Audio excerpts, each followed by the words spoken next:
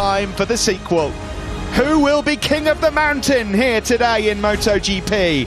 This is the BMW M Grand Prix of Styria.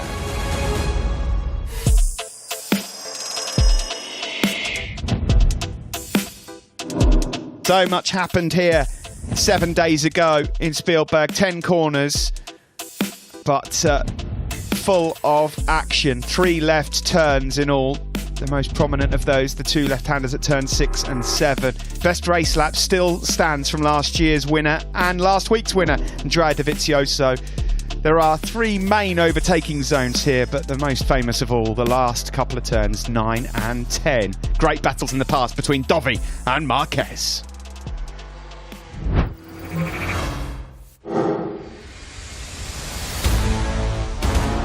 Moments away from the main event, KTM's first pole on home soil. Can pole deliver more glory for the Orange Army? No Marc Marquez, but Nakagami gives HRC hope.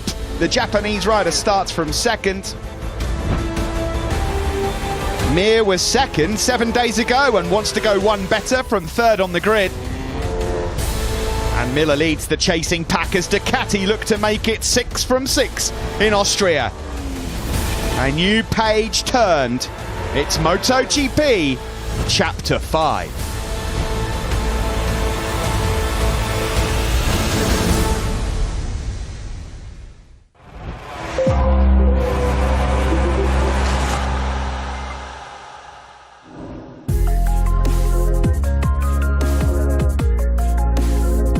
Good afternoon and welcome back to Austria, the Red Bull Ring circuit in Spielberg for the BMW M Grand Prix of Styria. The talking point as we come to you is that big grey cloud just above the grandstand there on top of the mountain overlooking this wonderful Red Bull Ring circuit as we get ourselves ready for the main event here. There's the famous bull and there is the aerial display that's just taken place here. No fans, but Red Bull at their home Grand Prix have a lot of hope here coming as Pol Espargaro will start from pole position for the first time in his career. The first ever time a KTM has been on pole as well, and an inaugural Styrian Grand Prix. A BMW M4 up for grabs for the winner later in the 900th Premier Class Grand Prix.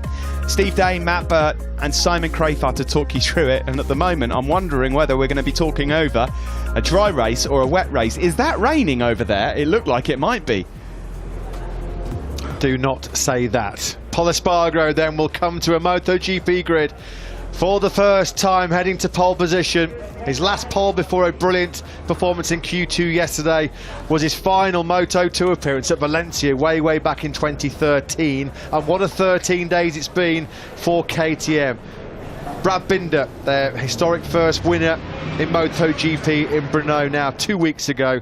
Their first pole position yesterday in MotoGP, and what a day potentially for that man. Pit Beirer, KTM Motorsport Director, and Mike Leitner, who's been so influential in the technical development of that KTM RC60. Now that is properly churning my stomach. No, crikey. No. What are you doing? Like I've just said, there is not enough money in the world to get me in that helicopter right now. Here's a man who's flying high, a bit like that helicopter. Joan Mir, a career first MotoGP podium here 7 days ago. He loves the Red Bull Ring, twice a Moto3 winner. Can he take Suzuki's first win of 2020, first since Alex Rinz's heroics on that last lap against Marc Marquez at Silverstone last August? He's had brilliant race pace. He's one of the big threats. Keep an eye on him. He's backed himself. He's oozing confidence. Mir goes from the front row, of course. Qualified fourth, but moved up after that penalty inflicted on Johann Zarco after that controversial collision with Franco Morbidelli in that high-speed incident last weekend. Whoever's piloting that is absolutely nuts. So then, we come out into this Grand Prix of Styria. Here's Johann Zarco. Don't forget, he will start from pit lane despite brilliance in qualifying yesterday. He was third on the grid. That's where he qualified anyway. He'll be hoping that it does shower. It's going to be a tough race with that broken right scaphe forward. He only had it operated on last Wednesday in Italy. frantic work going on at the moment. This is as you enter the Red Bull Ring. You come into the entrance hall here, and who's that over there? The model of the world champion, Marc Marquez. It was announced yesterday that he's going to be sitting out for a while longer. The world champion would like to send a message to you at home watching.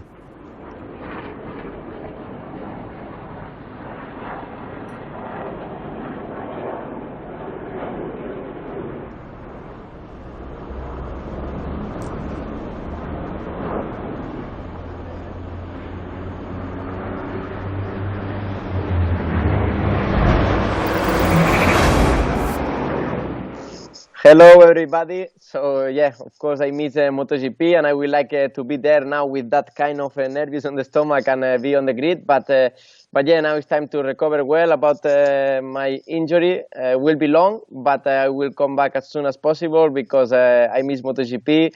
I miss all the fans, and yeah, don't worry that I'm okay and I will come back. Well, there you go. A bit of Terminator about him. I'll be back. Yeah, we can't wait, can we? Yeah, the shock announcement yesterday. We all thought Marc Marquez, recovering from that right humerus bone he fractured in Jerez, was on course to be returning potentially at the next Grand Prix, the first of our doubleheader in Misano on September the 13th. But the surprise announcement coming from HRC just after Q2 yesterday, it's going to be a rehabilitation that's going to go on for at least another 2 or 3 months. Question marks about whether Marquez will actually be fit enough to ride at any stage in this 2020 World Championship. And of course, with the main man absent, well, we'll have a new World Champion in 2020, and will that man be the new king? Fabio Quartararo opened the season off with 2 brilliant victories. He's still the World Championship leader, 11 points clear of Dovizioso. But it is fair to say it's been a bit of a gruelling task here in Austria over the last week or so.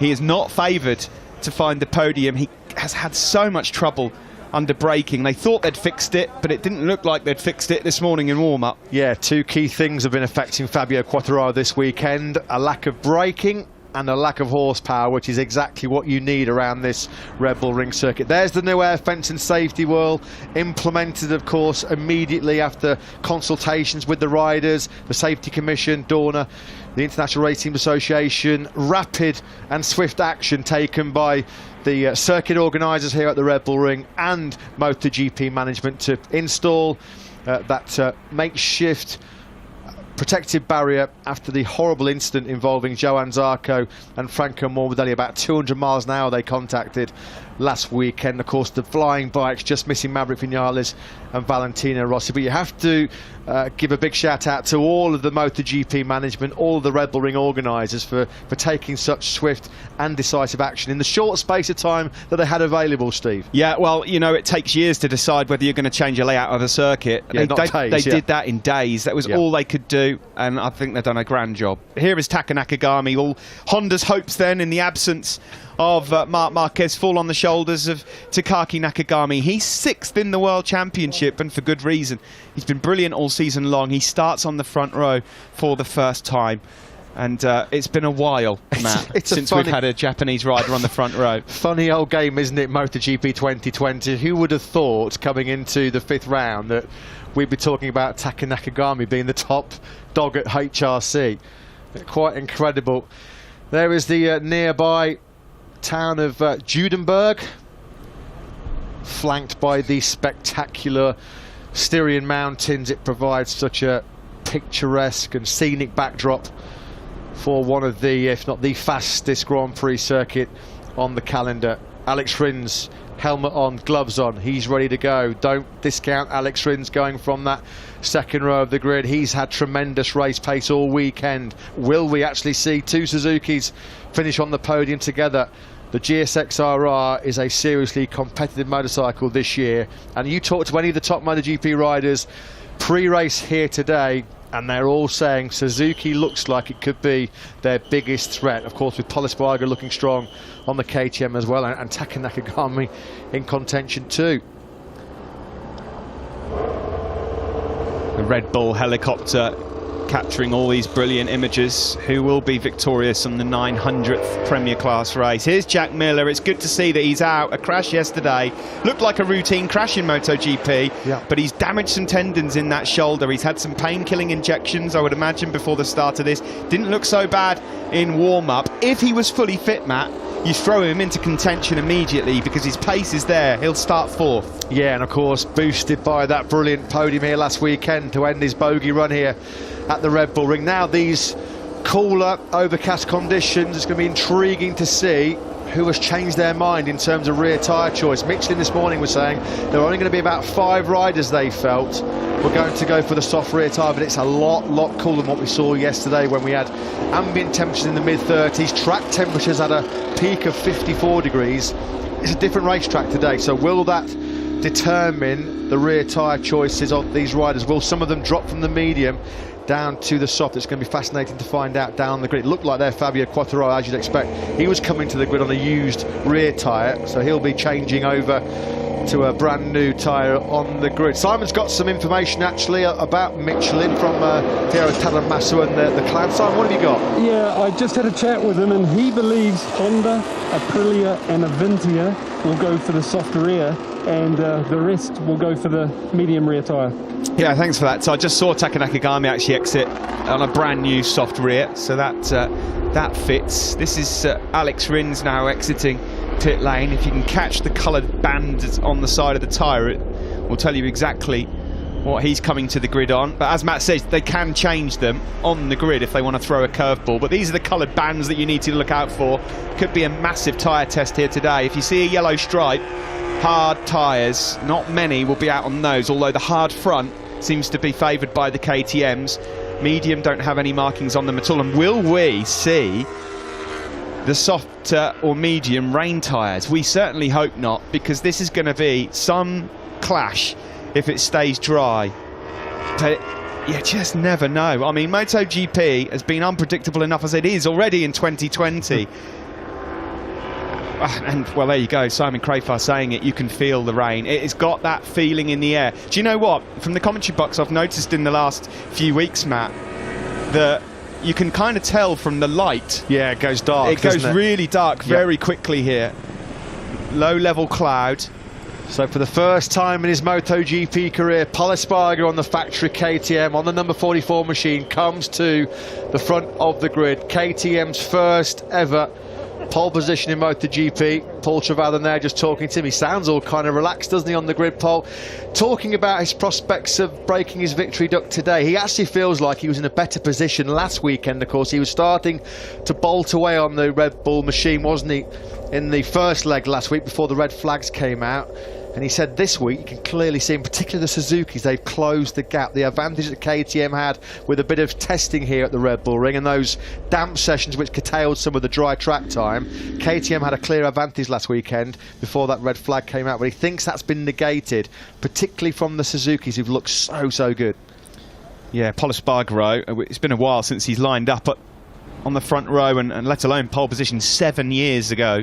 Last time Pol made his way over. Joan Mir, a look straight up into the skies there as soon as he made his way onto the front row. Yeah, there's going to be a few nervy and anxious faces. Look at that, it's another glimpse skywards. He's looking to see if any rain falls on his visor there. Yeah, he is. Wow. This would be a bit of a puff of the cheeks there as well from Fabio Quartararo. Of course, Joan Mir and Fabio Quartararo as rookies last year. There was no wet race, was there, at all in 2019? So even the likes of Quartararo and Joan Mir with a year on MotoGP bikes behind them, they don't have a lot of feel and experience in rain conditions. Giacomo Guidotti on the left, who just saw a moment ago as well, Takeo Yokoyama. There is Carmelo Espeleta ahead of inaugural Styrian Grand Prix, and BMW dignitaries as well as the sponsors here. Let's hear from Paolo Giubatti then. Can Ducati defend this brilliant record here in Austria? He's on the grid with Simon. Paolo, I have to be honest, I was picking the Suzukis and maybe Pol for the podium today, and then I watched warm-up and Andrea seemed to find something, maybe in T3. Do you believe the same, and he could be there for the fight for the win? Yeah, well, obviously the start position is not ideal, but the race pace is very good, and also this morning in warm-up he found something in the first split, which is where he was losing. So we hope we can get a good start and stay with the leading group. Hopefully Paul and the Suzuki will not pull away, and then I think the race will be very open. So let's see. Obviously, you know, we also have Jack, who has a problem to his shoulder, but I think he can manage the race, and I'm also very curious to see what Johann Zarco can do starting from pit lane, because as you could see, he's been fast all weekend, so interesting race. I think we have good chances. Thank you, Paolo. Thank you. Yeah, thanks to Simon, thanks to Paolo Ciabatti. They do indeed have good chances, although it's quite rare that you come into a Red Bull Ring MotoGP race and not really tipping Ducati as favourites. The KTMs and Suzukis have looked so strong. And what about this man, Johann Zarco? Can he pull off some kind of miracle starting from the pit lane? He's had great speed, of course, irresponsible riding. He was adjudged in that controversial collision, the high-speed clash with Franco Morbidelli up at turn 2 last weekend. It means that he's going to have to start the race from pit lane, although he did an outstanding job yesterday in qualifying to put that year-old Ducati on the front row of the grid. Now, we've talked incessantly this weekend about how good the Suzukis have looked. Alex Rins briefly led the race here 1 week ago. Joan Mir took his first podium. You can make a strong case for both Suzukis finishing on the podium here today. Let's find out the pre-race thoughts of the team boss, Davide Brivio, who's with Simon. Davide, I don't think any, ever the amount of people as today believe that Suzuki can get both bikes on the podium. I want to know your thoughts, and also what's going to happen weather-wise. Yeah, I will be happy to have one bike on a podium, but it's not easy. That's a lot of riders that are fast and can go good. Of course, we are between them. No doubt. I mean, we've been quite fast during the weekend, so for sure we are there. I hope we can fight until the end for the podium position. And but also the weather, as you say, it's like now the clouds are coming darker and more black clouds coming up. So I don't know, we are on the limit, I think, with the weather, and I hope it remains dry. Otherwise, I don't know, it's a big gamble. Your riders, experience-wise, in the wet, I imagine Joan doesn't have too much. Sorry? Your riders, experience-wise, in the wet, if it does rain. Yeah, not so bad. Alex did good races in the wet, but it's a long time we're not racing in the wet. I mean, if I'm not wrong, it's probably from Valencia 2018. We don't have a race on the wet. And in that race, Alex was brilliant. And John, of course, he doesn't have experience on race. He did few laps sometime here and there. But okay, our bike is not too bad, but okay, I don't know. It's on the wet, and then becomes another story. Thank you, Davide. Yeah, thanks very much. It's a good point. Rins was very strong in that race in Valencia 2018. He was absolutely on the money. That was our last wet race. Do not discount him from that.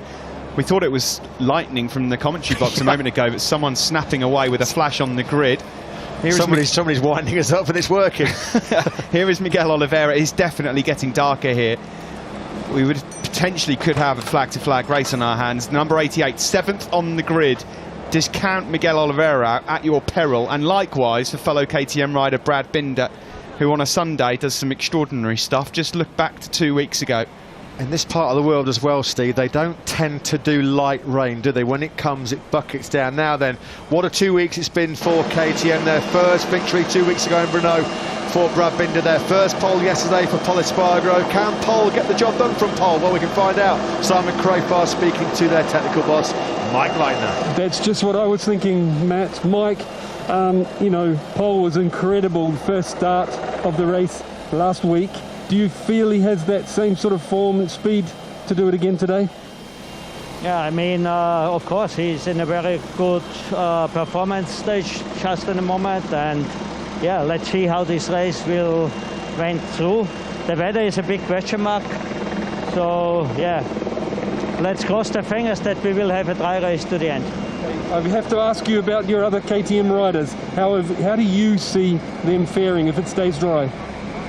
No, I think we have 4 strong riders on the grid, and hopefully everybody bring the bike home, and then we can do a great result, I think. Thank you, best of luck. Yeah, thanks very much to Mike Leitner. There is Pit Byra just chatting to KTM press officer Sebastian Kuhn. Let's not forget as well that Valencia 2018 Grand Prix in those pouring rain conditions. Pol Espargaro was on the podium. KTM's first ever MotoGP rostrum, wasn't it? So the RC16 has got a few tricks in rain conditions as well. Simon makes a great point about Dovi. This morning there was something a bit different in those cooler conditions about Dovi. If he can get that bike off the line, I mean, you'd be ridiculous to rule out Dovi. You would here. First task though for him, Steve, it's such a short run up to the first corner and very, very tight. When you're in that middle of the third row, you're always in that danger zone. First mission for Dovizioso, he's just going to be able to come through that first corner clean, keep himself out of trouble. Then we know what Andrea's like. He'll bed himself in, he'll work up to his rhythm, no doubt about it. He's got race winning potential.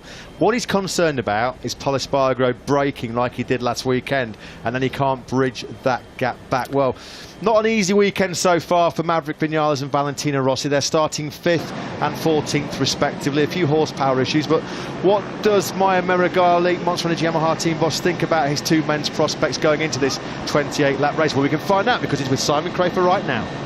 Mayo, can you give us your thoughts on your two riders going into this race? Yeah, anyway, it's really difficult to have a prediction because after the first race, now the lap time are very, very close. For sure, it won't be an easy race as always. Even for Valentino will be even more difficult because he started from the 5th row. We planned to try to start at least from the 3rd, but we went backwards 1 row. Anyway, it will be even more tough for sure for him.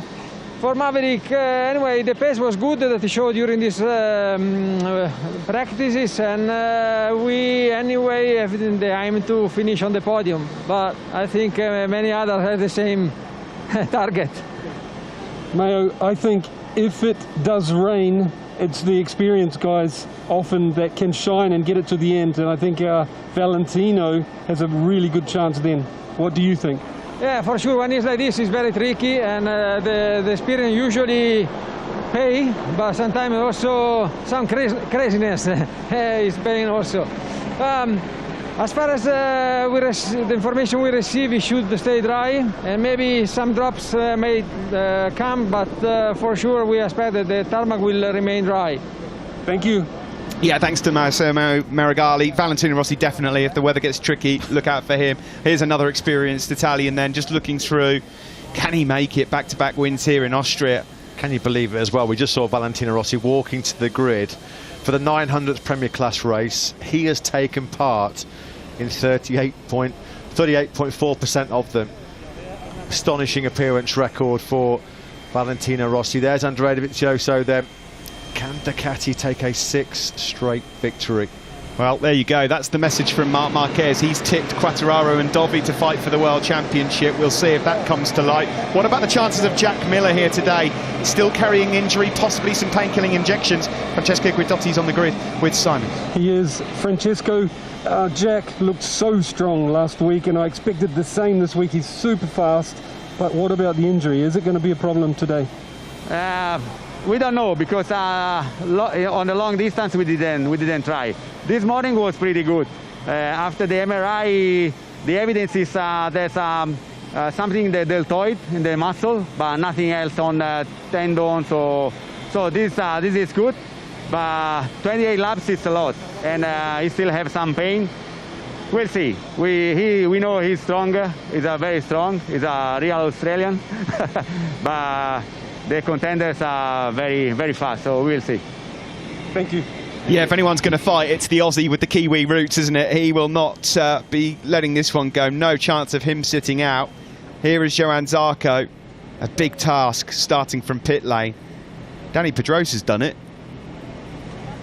Didn't he win from pit lane in 2012? There was a race, wasn't there? Yeah, that was in Valencia as well. That was a rain-hit Grand Prix. There's Fabio Quartararo there. Modest expectations from the Frenchman, happy with a top 6. Who'd have thought after those brilliant dominant victories in Jerez that he struggled to find himself in the top 6 both in Brno and Red Bull Ring 1. So Marc Marquez says Quartararo's got the speed, but Dovi's got the experience. Are we speaking too soon to suggest that it's just a 2-horse race though? MotoGP looks like it's far more wide open than that, and it could be even more so after today's You proceedings. would not rule out Maverick Vinales. Brad Binder's coming into contention as well. And the Suzukis, if they can start putting a run together. Indeed. Fabio Quartararo then has never faced down the prospect of a flag-to-flag race. So many riders in this field would never have been in that situation and scenario. Alex Marquez then ploughing a lone furrow for the Marquez family right now, with older brother Mark sidelined, not indefinitely, but certainly for a couple of months more at least, with that right arm injury suffered in Jerez. Decent race speed yet again from Alex. Okay, it's time for the national anthem of Styria. But first, as we pass the stand for the anthem of Styria, performed by Andrea Scavalli.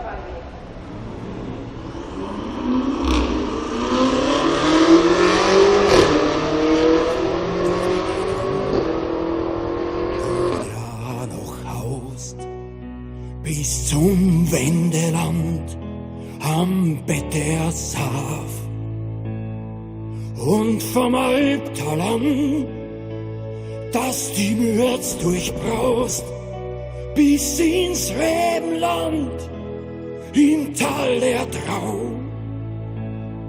Dieses schöne Land ist der Steierland, ist mein liebes, teures Heimatland. Dieses schöne Land ist der Steierland, ist mein viel geliebtes Heimatland.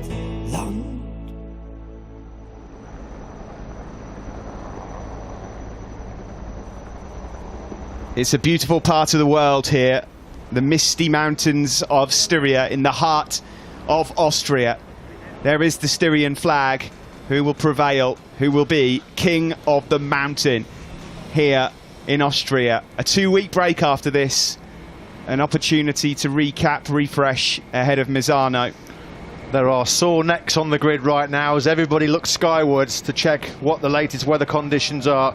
Cal Crutchlow is having a bit of a torrid time right now on the LCR Honda machine, starting 17th, qualified 18th, his worst starting position since the British Grand Prix at Silverstone back in 2012. He says that right now we're just going around in circles, no direction with the setup, and Taka Nakagami proving that the 2020 Honda, no real improvement on last year's motorcycle, which was such a potent weapon in the hands of Marc Marquez. There's Aleix Espargaro getting set, cap off, getting ready for his challenge from 19th on the grid. Worst qualifying since Assen last year, although, to be fair to Aleix, in FP4, race pace was very, very strong. He was 7th quickest in that 4th practice session as he gets the earplugs already. I've got to say, Matt, I'm quite torn here. This is one of the hardest MotoGP races to call, I think, that we've witnessed in a long time.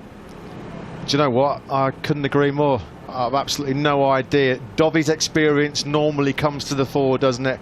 But Joan Mir's looked so good all weekend. Pol Espargaro, we could be talking about a double MotoGP winner right now, not a guy who's coming into this race on the back of a double DNF after collisions with Zarco and Oliveira over the last 2 weeks. And you can't discount this young man.